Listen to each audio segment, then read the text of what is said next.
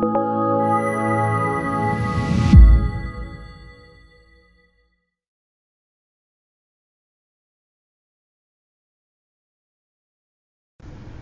I'm Jacob Hornberger, president of the Future of Freedom Foundation, and this is this week's issue of the Libertarian Angle, the show that brings you the libertarian perspective on the burning issues of the day. You can find us at fff.org, and I'm joined, as I am every week, by my co-host of this program, Richard Ebeling, who is the BB&T Distinguished Professor of Ethics and Free Enterprise Leadership at the Citadel. Richard, good to see you again. Good to see you, and for our viewers and listeners to give a little bit of their time with us. Yep, thanks for tuning in, and thanks for the comments that you continue providing us. Very insightful comments on our YouTube channel. Richard, okay, what's in the news is, well, partly in the news, is President Trump's budget proposal that he has presented to Congress. Not surprisingly, Donald Trump, Republican president, big spender. He wants to spend more money than's ever been spent before. It's kind of funny watching the controversy over this. The Democrats are all up in arms over his so-called cuts, and of course his cuts aren't any cuts at all. They're simply cuts in the projected increases. So he's increasing spending less on social programs than the Democrats would like, and that's what they call a cut. Standard procedure in Washington, D.C. But of course, Trump makes up for these reduced increases by monumental increases in spending for the military, the CIA, the national security establishment, giving them more money than they even requested. I mean, so we've got this whole welfare warfare state getting ever larger, the spending on it ever increasing. We're also now coming up to the budget ceiling, where that is the debt ceiling, where the Congress has said, hey, look, too much debt is a bad thing. I mean, that's the whole purpose of the ceiling, is to say you will not surpass this maximum amount of debt. And yet every time it's reached, they just increase it again, even though they acknowledge that too much debt is a very dangerous thing. And we all know what's going to happen this time. There will be finagling and wrangling and pacing the floors, but they will increase the debt ceiling again. And now the debt's almost $23 trillion. It's increased, I think, somewhere in the neighborhood of $2 or $3 trillion during the Trump administration. Before that, it increased significantly by several trillions of dollars under the Bush-Obama administrations, which of course were mirror images of each other. So it's not a bright picture here, Richard, especially for those of us that value a free society. You've got out of control federal spending. You've got the welfare state increasing monumentally. You've got this fierce commitment to the socialist programs of Social Security and Medicare and Medicaid, which are the biggest components of the domestic spending. You've got this fierce commitment to these forever wars, interventions, coups, sanctions, embargoes, trade wars, and so forth by both Democrats and Republicans, and the increases in the national security establishment, the military, the CIA, the NSA, along with all of their totalitarian-like practices. This doesn't look very good for the future of freedom. What do you think? Well, let me elaborate on a few of the points that you made. The Democrats saying that Trump is dramatically, quote, cutting government spending, but as you correctly pointing out, he's merely slowing down the rate of increase from an earlier projection. Would be sort of like saying a car is going 90 miles an hour. And now the person takes his foot off the accelerator and the car is only going 75 miles an hour. And someone in the back seat says, my gosh, we're going in reverse. Now that basically is what the Democrats are arguing. Slowing down the rate of increase is going backwards. So that's that's in a nutshell. That's the mentality now. Slowing down is going in reverse. Now, the other element of this which you've raised, In early 2018, Donald Trump, in conjunction with the Congress, had made a deal to basically lift the debt limit, which, as you're saying, is a legal requirement for the Congress to approve either maintaining at its given level or increasing it by some increment. But they made an agreement that rather than go through this hassle of, have we reached the debt limit? Have we gone over a debt limit? What are we going to do? They just said, we're not even going to talk about a debt limit. And Congress signed off on this until early March of 2019, when whatever has become the accumulated debt at that moment, I think it was March 3rd or March 5th, at that moment, that becomes the new debt limit, which we have to then decide what to do about, either keeping it in place or ratcheting it up again. Now, it's after that. So we're now operating under the debt limit? Well, yes and no. Technically, the U.S. government reached its debt limit with, I believe it was 22.2 or $3 trillion as of that March 3rd or March 6th, whatever that date was. But you may have noticed, if you follow the news, the government continues to spend and accumulate new debt by borrowing. And that's because, as has happened before, when a debt limit has been reached, but Congress and the president, regardless of what Congress and which president, have not been able to cut a deal at that time, basically the Treasury cooks the books. They're supposed to put tax collected money into retirement accounts of various sorts for government employees. They're not. They're using what is supposed to be designated funds for the federal government's retirement programs into financing current expenditure. The type of thing that if a private businessman were to do this with his company's funds, of not setting aside earmarked funds for certain purposes, but using them for others, would probably get him in trouble with the board that runs the company, and probably maybe even law enforcement. But they're cooking the books and manipulating the funds with the idea, which has happened every time, they will reach a new agreement with a higher debt ceiling, and that at that time, the Congress will also agree that whatever has been spent inappropriately in terms of supposedly earmarked funds will be just ignored, and then that higher debt limit will enable the government to borrow more money to cover the earmarked funding that was expected to be there, if you follow what I'm saying. Now, supposedly, according to the Treasury Department, they can juggle things until August or September, at which point the finagling reaches its elastic limit. And then they either have to approve a debt limit increase or they're stuck with it. Now, what does a debt limit mean, if I can just elaborate on this? It says the government can't borrow any more money other than X, let's say $22.3 trillion. So what if the government doesn't have enough money to cover all of its expenditures, but you've reached a debt limit? Well, then you're operating on the basis of a balanced budget. Then either the government has to raise taxes because they're restricted in borrowing anymore to add to the debt above that legal maximum, or they have to cut spending, or some combination of the two. And those are the two things that neither Republicans nor Democrats want to deal with.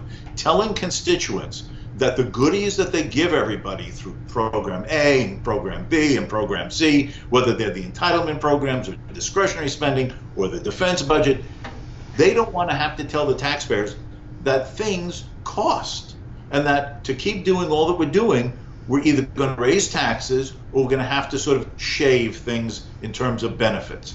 So what will happen, tragically, in the realpolitik of Washington in our day, is that they'll reach that summer months, maybe even verging on that summer deadline, September deadline, where the Treasury says after that they can't juggle things anymore, and they'll just raise the debt limit. And it'll be fighting, and Trump will do this, and the Congress, members of the Congress will say that. But the fact is, nobody wants to face the fact that what government spends in terms of all the promises made in the past and in the present is more than what is taking in taxes. And since no one will challenge the legitimacy, the premises, the foundations, the rationale for the interventionist welfare state, they will just change the law again and things will just go merrily on. So that when Trump leaves office, whether it be at the end of 2020 or 4 years after that, depending upon whether he's reelected or not, we will just see the growth of the debt. Now, you had mentioned, the debt has grown under previous presidents. If I can just add this, Jacob, to put this in context for our viewers and listeners. It took from 1790 to 1980 for the U.S. debt to grow in nominal terms to $1 trillion. It took from 1980 to the year 2000 for it to grow from $1 trillion to $5 trillion. It took the 8 years of George W. Bush, 2001 to 2008, to grow from $5 to $10 trillion. And it took the 8 years of Barack Obama to grow from $10 trillion to $20 trillion. And now under Donald Trump, it is expected over the next decade to increase by at least, at a minimum, another $10 trillion. Why is this the case?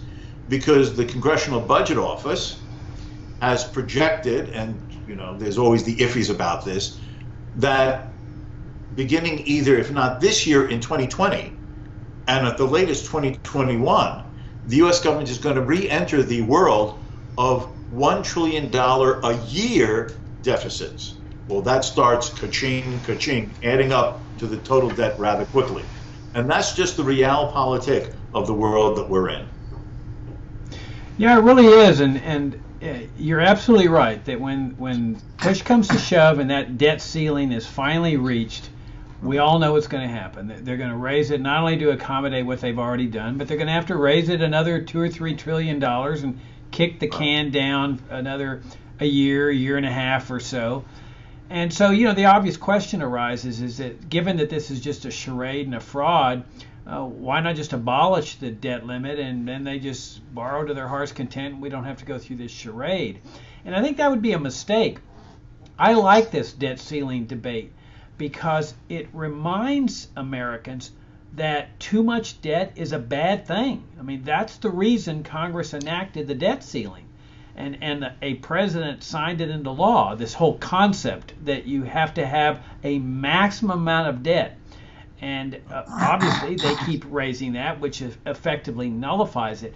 But it helps to remind us that this is a very dangerous thing. This is a very precarious thing when a government continues going into hock in ever-increasing limits. I mean, we can look at countries like Greece, where you reach a certain point where everything starts to cave in on itself, where the taxpayers are not able to sustain the burden of funding the welfare state, the warfare state, the whole authoritarian state, all the expenditures that go into the management, the funding of the warfare state, plus the interest payments on the debt, plus any principal that has to be paid back.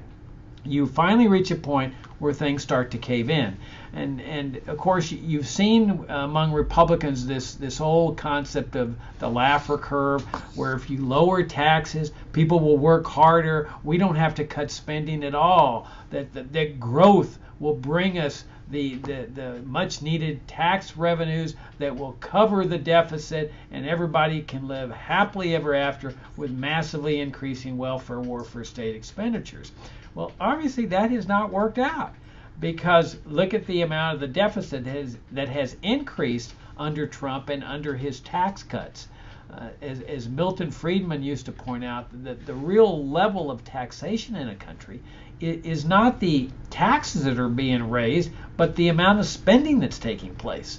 Because that difference between tax revenues and spending is going to have to come out of somebody's pocket somewhere along the road. And what's actually doing, it serves as a suppressant of real economic growth, of real economic prosperity, because they're sucking all this money out of savings to finance this debt, And that, of course, interferes with the ability of capital to grow, real wage rates to grow. I mean, that's the key, one of the keys to a higher standard of living, rising capital in a society, which makes people more productive through better tools, better equipment. That's one of the two biggest ways that you can increase your standard of living. The other is through trade, that simply by virtue of entering into trade with people, you can improve your standard of living because you're giving up something you value less for something you value more. You're improving your own well-being through that trade. Well, look what the government's doing under Trump. And they would be doing the same thing under Hillary Clinton or any of the Democrats running for president now. They're spending out the gazoo, and they're waging trade wars. So they're hitting the American people with a double whammy. They're interfering with our rising standard of living through the massive amount of capital they're sucking out of people's pockets, making people less productive.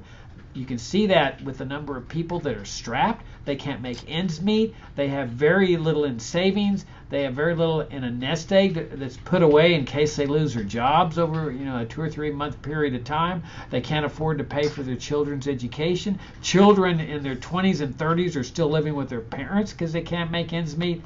All of this is because money is being sucked out of people's pockets to fund the direct expenditures as well as the debt.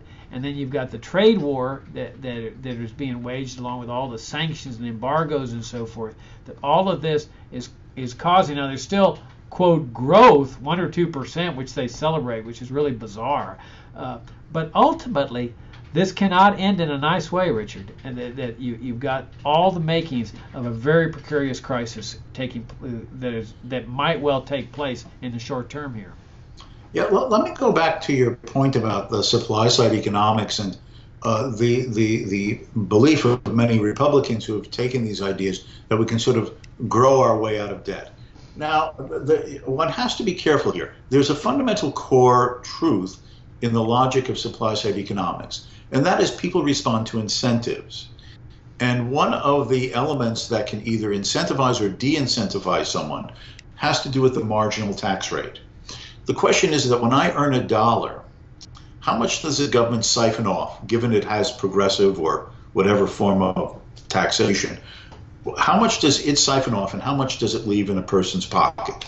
Now, let us suppose the government says, you can earn $1, but we're going to take 90 cents out of the dollar.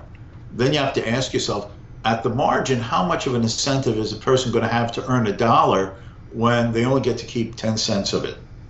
As opposed to the government says, well, we're going to tax part of that dollar, but we're only going to tax maybe 20, even 25 cents out of the dollar. You get to keep 80 cents or 75 cents. Just as a practical matter, tax is a price. And that's sort of like they're siphoning off a part of your income. Now, all of the things held given in the daily decision-making of people in the marketplace, the more you can earn and get to keep, the more likely you're willing to, as they like to say, the supply-siders, work, save, and invest. And no doubt, by leaving more money in people's pockets, people will do more of those things, and in the long run, that will accelerate the rate at which the economy can grow, and hopefully without regulation or government other infringements, in market-directed ways.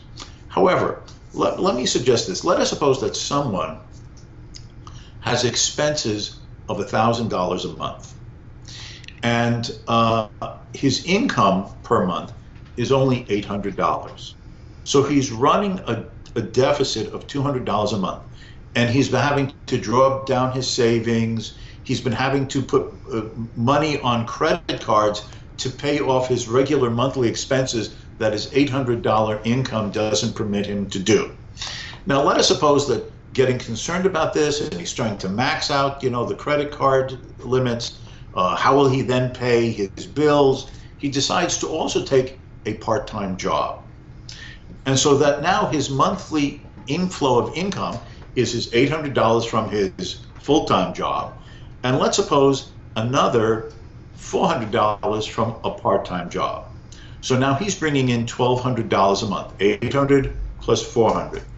Now, seemingly, this will now cover his expenses. He has $1,000 of everyday expenses during the month, and he's now earning $1,200.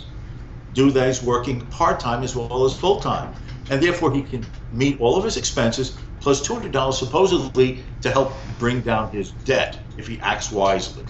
But what if instead he takes on the part-time job and he's earning the total of the $1,200, but he says, look, I have all this money, and now he starts spending even more, and now his monthly expenses are $1,400 a month. You follow what I'm saying? That implicitly is how this works. Taxes are cut, people respond at the margin to the incentives of keeping more of what they've earned.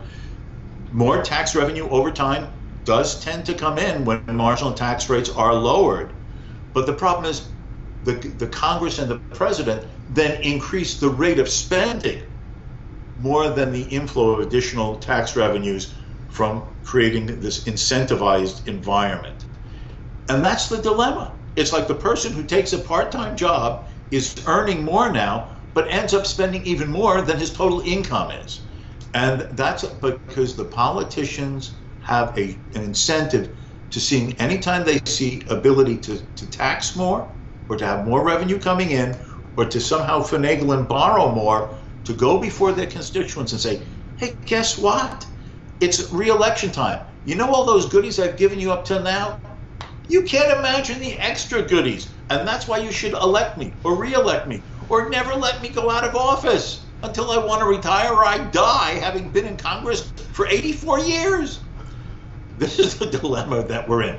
Now, again, we're not talking about, the libertarian or the classical liberal ideal of what government should be. We're trying to understand the logic, the institutional perverse incentives of the existing system as the benchmark to say why we need to move towards libertarian or classical liberal alternatives of how the world works. But in the real world, that's the problem we're facing. Yeah, and as you know, you've got this big so-called debate going on between Trump and the Republicans and the Democrats over socialism. The Democrats are openly proclaiming they're socialists and embracing socialism, and the Republicans have created this fake debate of attacking them. Oh, you want to be like Venezuela? You want to make America like Venezuela or Cuba? But the fact is that both Democrats and Republicans are irrevocably wedded to the same paradigm, and that's the welfare state, warfare state way of life. That includes Social Security, Medicare, Medicaid, farm subsidies, education grants, foreign aid to dictators, the drug war, all the economic regulations, and of course the Pentagon, CIA, NSA, the forever wars, torture, assassination, and so forth. They're both committed to that, and this is where all the spending is going, to this welfare, warfare state way of life. Now, obviously, the solution to this is to dismantle this socialist welfare, warfare state way of life. But they're not going to do that. So they have to try to figure out a way to make it work. And the fact that it's gone on this long with massive accumulating debt is pretty persuasive evidence that this system doesn't work.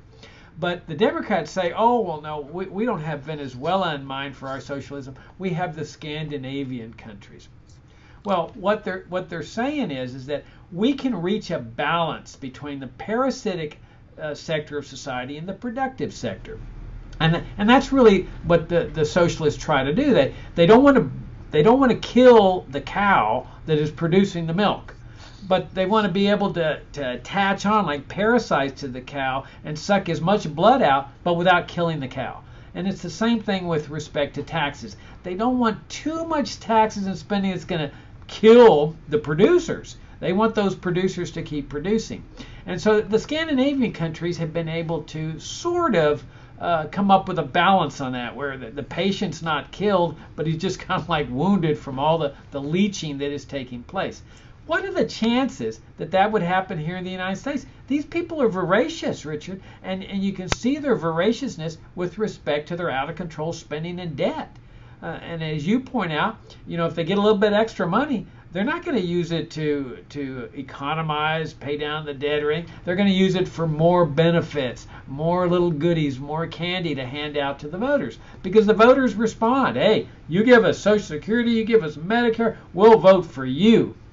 And politicians know that, not just in Latin America or in Russia. They know it right here in the United States. So the chances are, well, it's not even chances, it's a virtual certainty that with this trajectory, they are going to be moving more and more in the direction of more spending and more bankruptcy. They're not going to be able to find this happy little balance of where the producers are being leached enough to continue supporting the parasitic sector of society, which is the welfare warfare state sector of society. They're going to continue leeching the productive sector until it finally just caves in on itself, where the productive sector, which is already strapped for funds, just starts caving in on itself. They run people out of business. Those people become welfare recipients, and you end up with a Greece-like bankruptcy. Yes, you see, the dilemma of the interventionist state is that once the government starts handing out benefits, favors, subsidies, protections, contracts, and so on, and that is then seen as the modus operandi of that government, it doesn't stay with just one specialized and lucky group of interests that have gotten on that government gravy train.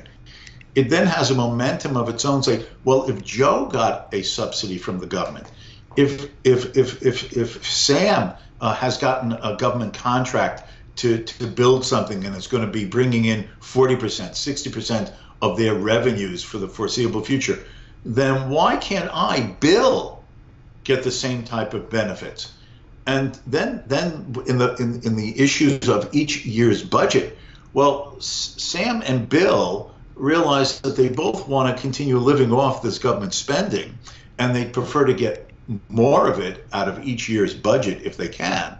So then they agree to scratch each other's back, what's called log rolling in politics, that if you support my legislation, which basically means favors, privileges, subsidies, benefits, regulations, protections, etc. for me, then guess what I will do? I'll put my lobbyists to support you as well, because then we have a network of interests who may be very diverse in different sectors of the economy, but they interactively work together to benefit all of themselves against other groups that may be attempting to form the same coalitions or are too diffused to do so and are less successful.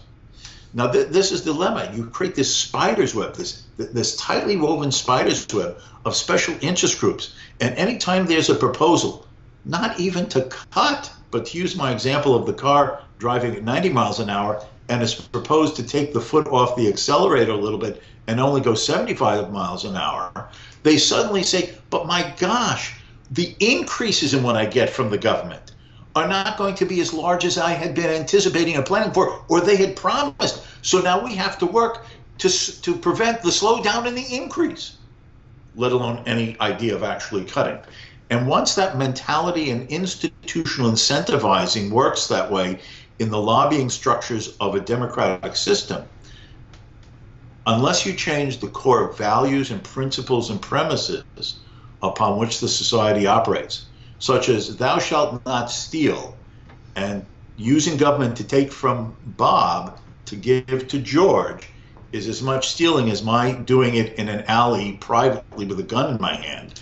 Until there's that change, then unfortunately this will continue, and the end result of it, and nobody can have a crystal ball how long this can go on, and the zigs and the zags and everything else, but at the end of the day, it does not have a happy ending. Yeah, no, you make a very good point that this thing can't go on forever. There's two issues involved here. One is like on the debt ceiling that we were discussing. I mean, the best thing that could ever happen, of course, Trump would never do this, no Republican would, but here's your opportunity for a balanced budget. I mean, because you can say we've reached the debt ceiling, that's the maximum amount of debt, we don't have a choice now. We cannot raise this ceiling again. The whole point of raising the ceiling is that we would not exceed it, and so now we do need to close down non-essential functions of government to reach a point where expenditures equal tax revenues. And he could do that, I mean, legally, and that's what he should do. Now, does that solve the long-term problem from a libertarian standpoint? Of course not. That's only one issue of stopping the massive accumulating debt. The more fundamental issue is the one you raised, is what is the role of government in a free society? What does it mean to be free? And once you start examining that question, you realize that a society that's based on mandatory charity is not a free society. Despite the fact that people may convince themselves they're free, as most Americans have, it's simply not true. That if you're mandated to care for your parents with Social Security or Medicare, or students with education grants or farm subsidies or foreign dictators, you are not living in a free society. And then, of course, the massive drug war where they're jailing people for ingesting substances they don't approve, all the economic regulations. The warfare state, the national security state, which is the opposite of a limited government republic. It's a totalitarian structure. I mean, China's a national security state, North Korea is, Cuba is, and so is the United States. That when we start talking in those kind of terms, a lot of the spending goes out the window, Richard, because once we start dismantling instead of reforming these welfare state programs and dismantling the national security state, leaving a limited government republic, a lot of the problem goes away because you've eliminated around 99% of the government spending that is bankrupting this country. Yeah, the problem is not just political, but it's also cultural. And this is the attitude that somehow using government to do good works is what a good society is about. Now, I happen to be a masochist. Don't get kinky here. I'm a masochist in the sense that I watch things that drive me nuts.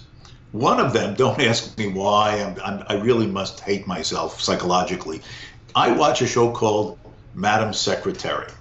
This is an imaginary female Secretary of State in an imaginary administration in Washington, D.C.